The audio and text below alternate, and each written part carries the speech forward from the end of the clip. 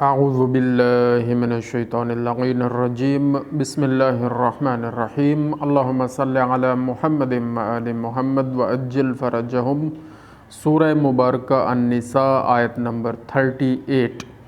والذین ينفقون اموالہم رئاء الناس ولا یؤمنون باللہ ولا بالیوم الآخر وَمَن يَكُنِ الشَّيْطَانُ لَهُ قَرِينًا فَسَاءَ قَرِينًا۔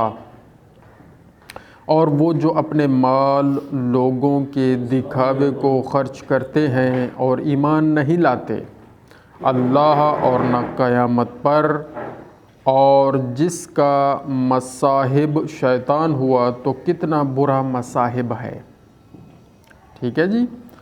وَمَاذَا عَلَيْهِمْ لَوْ آمَنُوا بِاللَّهِ وَالْيَوْمِ الْآخِرِ وَأَنفَقُوا مِمَّا رَزَقَهُمُ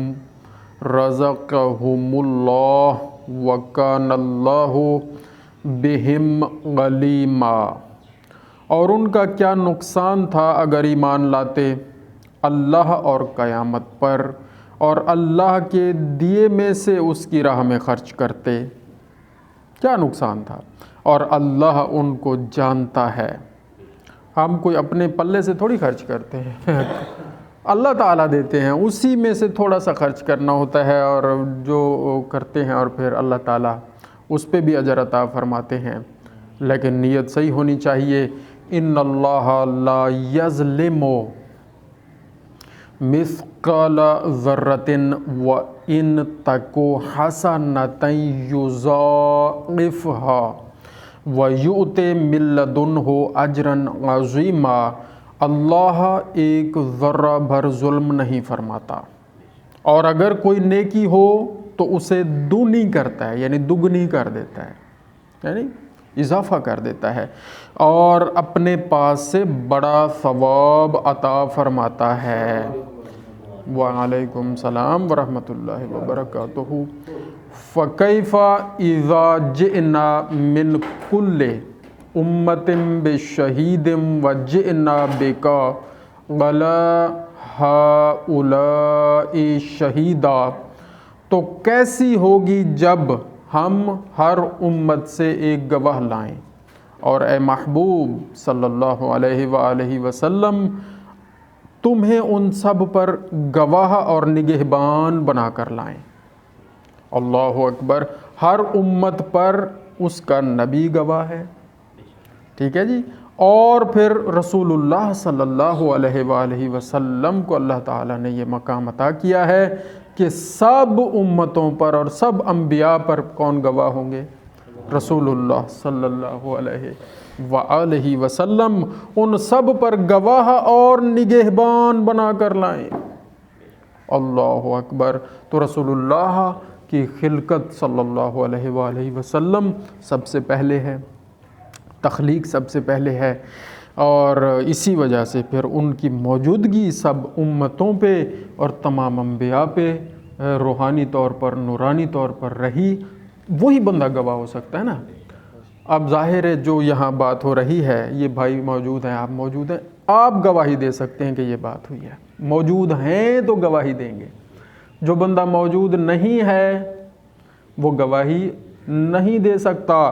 تو گواہ رسول اللہ ہوں گے تمام انبیاء پہ، اور ہر امت پر ان کے نبی گواہ ہوں گے، اور سب پر گواہ رسول اللہ صلی اللہ علیہ وآلہ وسلم ہوں گے۔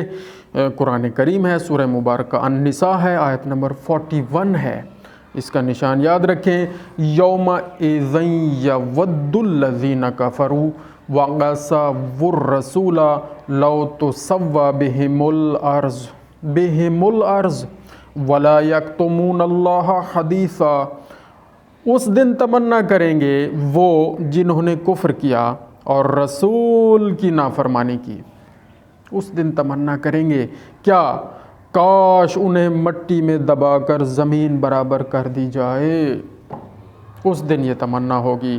کس دن؟ جب رسول اللہ گواہ بنا کر لائے جائیں گے سب امتوں پر، سب انبیاء پر اس دن تمنا کریں گے وہ جنہوں نے کفر کیا، کفر کرنے والے تمنا کریں گے اور رسول کی نافرمانی کی، کاش انہیں مٹی میں دبا کر زمین برابر کر دی جائے اور کوئی بات اللہ سے نہ چھپا سکیں گے، کوئی بات اللہ سے نہ چھپا سکیں گے۔ یا ایھا الذین آمنوا لا تقربوا الصلاۃ وانتم سکارى حتى تعلموا ما تقولون ولا جنبا الا عابري سبيل حتى تغتسلوا وان كنتم مرضى او على سفر او جاء احد منكم من الغائط او لمستم النساء فلم تجدوا ماء فتيمموا صعيدا طيبا فامسحوا بوجوهكم وأيديكم ان اللہ کان عفوا غفورا۔ بے شک اے ایمان والو، نشہ کی حالت میں نماز کے پاس نہ جاؤ۔